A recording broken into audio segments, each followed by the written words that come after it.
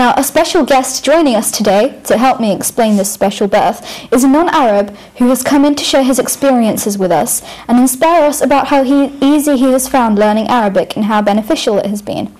Now, before we meet him, let me just give you a little bit of background about him. He has spent his holidays in Cairo, Egypt, learning a beautiful language which he is very passionate about.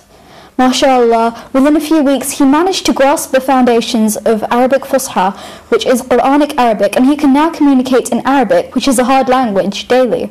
And this is why today's show is going to be pretty special, as our guest will not be answering us in English, but in Arabic. Now, don't tune off if you don't understand Arabic, because I will be translating his responses for you. And also, why don't you call in live and tell us about your experiences with Arabic, or anything else that you would like to share. So let's meet him.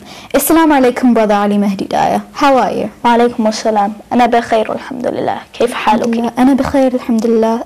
سعيدة بلقائك. أنا أسعد. So we said our greetings, and I believe that he is going to be responding to all of our questions today in Arabic, as I mentioned. Is that right? Yeah. Okay, that's very impressive. Now, before we get there, we're going to start from a surah from the Holy Quran for us. Am I right? Yeah. سورة العلق. Okay, I would like to have a listen, please. Okay. أعوذ بالله من الشيطان الرجيم. بسم الله الرحمن الرحيم. اقرأ باسم ربك الذي خلق. خلق الإنسان من علق. اقرأ وربك الأكرم. الذي علم بالقلم. علم الإنسان ما لم يعلم. كلا إن الإنسان ليطغى أن رآه استغنى. إن إلى ربك رجعا.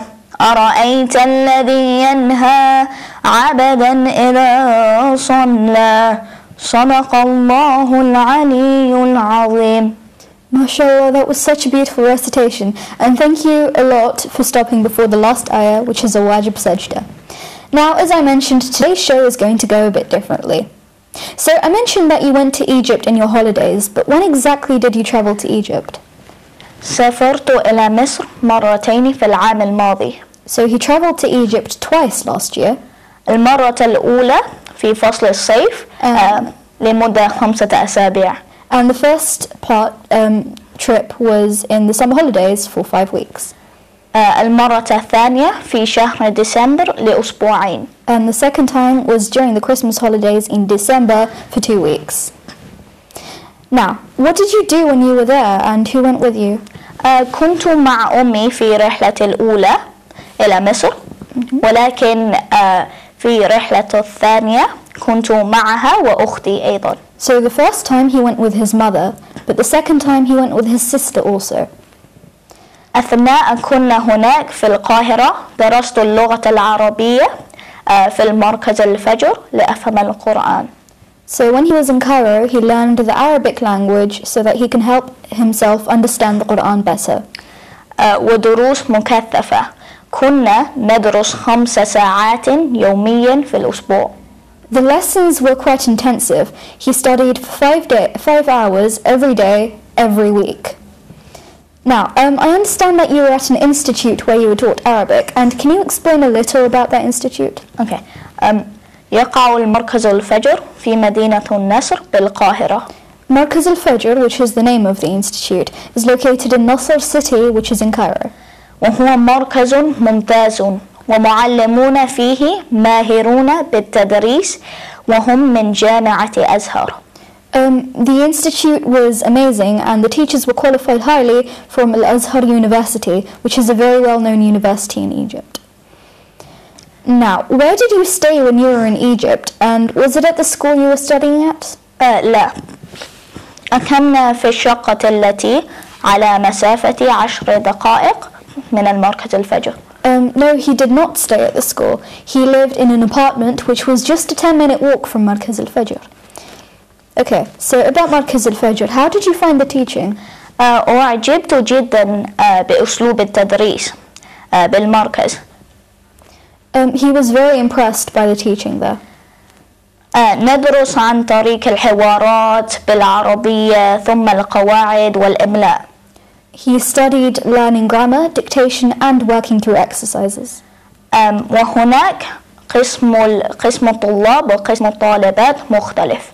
And the female students and the male students were separated. Okay, so what time did you leave the flat every day and what mode of transport did you take to the مركز? Okay. عادة نخرج من الشقة الساعة 8 صباحا بعد تداول الفطور. So they left at 8 in the morning after eating breakfast and praying صلاة الفجر. ونذهب إلى المركز ماشيا إذا كان الجو معتدل. If the weather was good, then they went to the مركز walking. ولكن عندما يكون الجو باردا نركب سيارة الأجرة إلى المركز الفجر. But if the weather was cold, like it usually is around here, they took the taxi. Okay, so how does the system work? Like moving up levels, how do you do that? Okay. يوجد مركز الفجر 14 مستوى. So there were 14 levels in مركز الفجر. يمتد كل مستوى لمدة أسبوعين.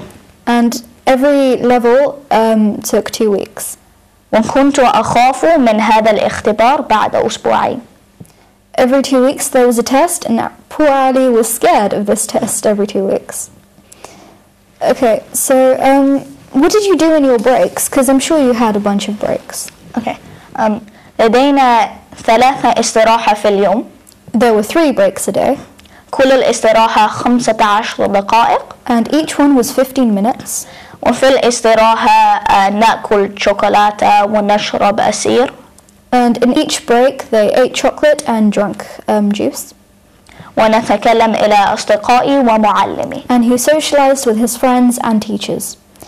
Okay, so that sounds very interesting and fun. I would have loved to be there. But now the all-important question that's always on our minds: what was the food like and what did you generally eat? ليس لدينا وقت كثير للطبخ لأن مشغول جدا. They were so busy that they didn't get much time to cook. كل يوم نذهب إلى المطعم. Every day they went to a restaurant. يوجد القاهرة مركز التسوق. And in Cairo there is a large shopping center. اسمه City Stars. And that shopping center is called City Star. وهناك لدي مطعما كثيرا مثل ماكدونالدز، هارديز، بيتزا هات. And in there were a lot of restaurants, like everybody knows these: McDonald's, Hardee's, Pizza Hut, Burger King, the list goes on.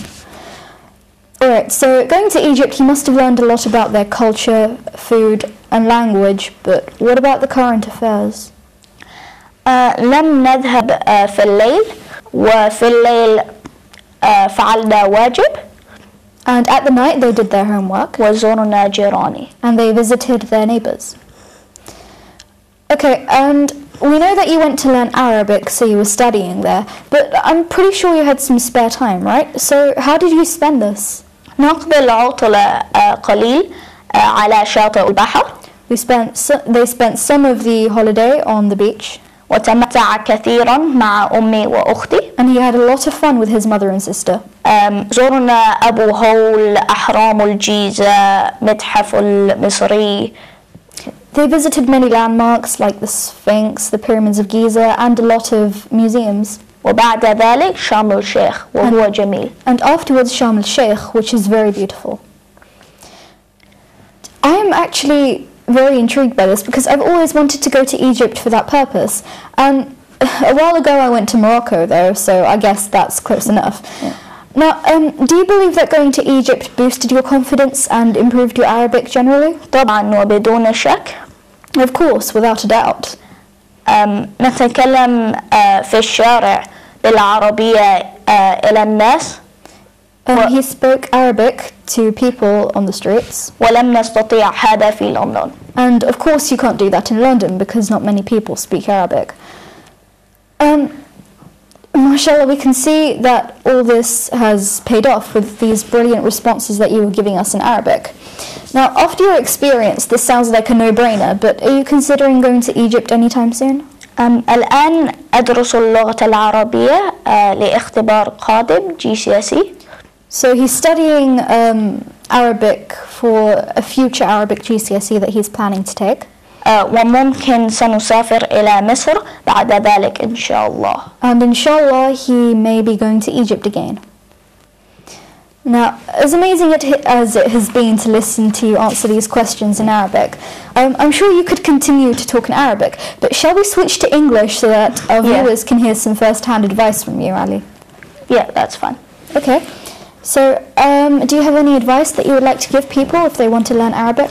Okay, so I'm very honored that I've had the opportunity to learn the Arabic language. It's a very beautiful language, and it's the most rewarding experience I've had.